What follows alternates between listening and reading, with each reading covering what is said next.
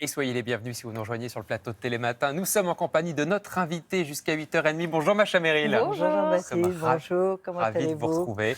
On est Vous ravis êtes- de vous avoir. Vous étiez encore sur scène hier soir, à l'affiche donc de cette pièce au Théâtre Montparnasse, Une étoile. Bon, si je devais résumer la pièce, est-ce que je dirais que c'est un éloge de la vieillesse? Est-ce que ça vous va? Ah, ça me va, parce qu'il y a beaucoup de sujets, comme dans toutes les bonnes Beaucoup. pièces, il y a plusieurs sujets. Alors, cette héroïne que j'interprète, c'est une ancienne danseuse. Vous savez que les danseuses, c'est comme les sportifs de haut niveau, leur carrière est courte. À 40 42 ans, ans, c'est c'est terminé. fini. Hein. Alors, elles s'aperçoivent, quand elles arrivent à cet âge-là, qu'elles ont un peu négligé... Ah, il y a un extrait qui passe. On regarde Oui, on quelques regarde en images en même même temps, temps. oui. Mais allez-y, parlez. Elles s'aperçoivent qu'elles ont négligé leur vie personnelle. C'est-à-dire que leurs compagnes, compagnons, les enfants, Les enfants. sont un peu passés à l'as. Et tout d'un coup, hop, la solitude terrible commence. Mais je pense que ça vaut dans beaucoup de vies, ça. Qu'est-ce qu'on fait de sa deuxième moitié de la vie, et alors de la troisième, etc. etc. Comment on se C'est-à-dire réinvente? que c'est à l'ordre du jour, hein, c'est vraiment d'actualité. Et je pense que non seulement c'est pas un drame si on s'y prend bien, mais ça peut être passionnant de se réinventer une deuxième vie. Alors, je ne vais pas tout vous raconter parce qu'il y a un suspense véritable dans cette pièce, mais j'ai eu l'impression que cette pièce, elle traitait de ma vie, de moi. Ouais. Alors, se retrouver. je pense que Parce que ça répondait à des questions que vous vous êtes c'est des posées. questions que je me pose et des choses. Je fais même des propositions, vous voyez. Oui. Je vais loin. C'est comme vous, ici, dans cette émission. Vous n'arrêtez pas de proposer des trucs. Eh bien, au théâtre, on peut faire ça aussi. Et c'est d'ailleurs formidable parce que je vois que les gens dans la salle sont attentifs et médusés. C'est-à-dire qu'ils se disent « Ah, si elle le dit, c'est que c'est faisable. » Et je pense que c'est ça la gageure du théâtre. C'est qu'on vient à l'intérieur de vous. On vient vous proposer des choses auxquelles vous n'auriez pas pensé. Et on les mûrit, nous, après, en sortant. Et après, en sortant, vous y réfléchissez, vous discutez, oui, gna, gna. Et puis, mais la catharsis du théâtre, c'est ça. C'est beaucoup plus puissant que n'importe quoi d'autre. Alors cette mère, effectivement, Léna, elle retrouve son fils aussi. Il y a sa carrière de danseuse étoile qui s'arrête justement. Est-ce que c'est pas dur de s'arrêter? Ça, c'est quelque chose sur lequel vous exprimez souvent, d'arrêter cette carrière, c'est comme si effectivement il y avait la retraite, quoi. Ben, c'est très simple, il ne faut pas arrêter. Il faut faire autre chose. Et il faut surtout, dès le début, avoir plusieurs disciplines, plusieurs casquettes. Pas qu'une Je pense que chose dans sa vie. Voilà. Le secret de la longévité, c'est d'avoir de la curiosité pour d'autres choses. Et puis aussi, de se mettre en danger. C'est-à-dire que, moi j'ai toujours pensé ça, c'est-à-dire qu'il ne faut pas croire qu'on est arrivé quelque part. On n'est jamais arrivé. On est arrivé quand on est tout à fait au bout. Eh bien écoutez, même la mort, ça peut s'aménager. Même la mort, on peut la mettre en scène. Je ne veux pas tout vous raconter, Ouais. mais je pense que c'est un morceau de l'existence qui mérite qu'on y réfléchisse d'avance. Vous savez, quand on arrive à un certain âge, 82, hein, c'est qu'on ne peut pas ne pas penser à ça.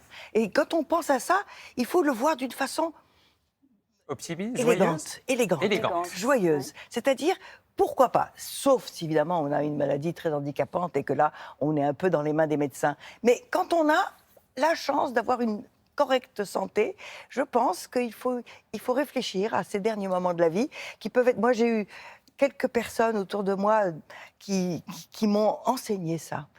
Quand Michel Legrand nous a quittés, je l'ai accompagné et j'ai vu qu'on peut être formidable dans ces derniers moments-là et que j'ai eu la chance de l'accompagner, d'être là avec lui et de voir que cette autre partie de la vie, qui a dit qu'elle est moche, la deuxième partie de la vie, la troisième, la dernière? Il faut au contraire l'attendre, réinventer, la la savourer, réinventer. la- Voilà.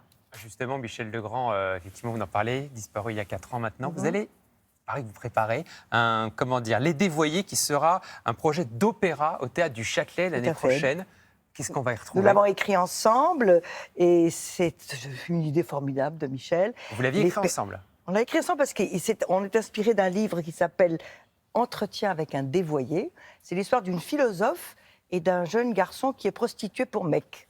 Ouais. Alors ils ont une conversation très intéressante et puis petit à petit on comprend qu'ils sont tous les deux désespérés. Et Michel qui était très pudique, ça m'a beaucoup étonné qu'il aime ce sujet. Sur ce thème-là. Alors, l'idée formidable, c'est que les deux personnages que je vais jouer avec un autre comédien, ils parlent, mais leurs pensées chantent. Et donc, nous aurons à côté de nous notre double. Et naturellement, le double, il dit pas du tout la même chose que ce qu'on se dit en direct. Et ça, c'est la trouvaille de Michel Legrand. Votre rencontre, quand même, à Chameril avec Michel Legrand, vous êtes attendu pendant 50 ans. Je voudrais presque vous montrer cette archive. C'était en 2014, vous étiez à ses côtés et vous racontiez un peu cette rencontre. On s'est rencontrés en écoutant de la musique, de la bossa nova, dans des petites boîtes de favelas. Et personne ne connaissait encore la bossa nova. C'est Michel qui a ramené la bossa nova en France, on ne le sait pas. Et on s'est dit, mais on est fait l'un pour l'autre, sauf qu'il était marié, il avait 2 enfants en bas âge, et moi j'allais me marier. Alors nous avons sagement décidé de ne pas briser des vies autour de nous. Très douloureux. Et on s'est quittés avec beaucoup de chagrin, mais en se disant qu'on faisait bien. Et nous avons bien fait parce que quand on s'est retrouvés 50 ans plus tard, nous étions propres. Nous n'avions pas fait de mauvaises actions pour nous unir. Ça vous fait rire? Non, parce que ça compte, vous savez ça. On aurait probablement été tourmenté si on s'était unis à ce moment-là. Et puis peut-être qu'il m'aurait cassé les pieds parce qu'il avait un sacré caractère. Et que d'ailleurs c'est Claude Lelouch qui m'a dit vous vous êtes retrouvés au bon moment parce que vous étiez plus disponibles l'un et l'autre. Mais on avait beaucoup de projets. Eh bien, ceux que nous n'avons pas réussi à faire ensemble, je vais continuer à le faire sans lui. Mais il est là, vous savez. Il me dicte ce que je dois faire, ce que je dois vous dire. Vous avez le sentiment qu'il vous accompagne, Oui, toujours?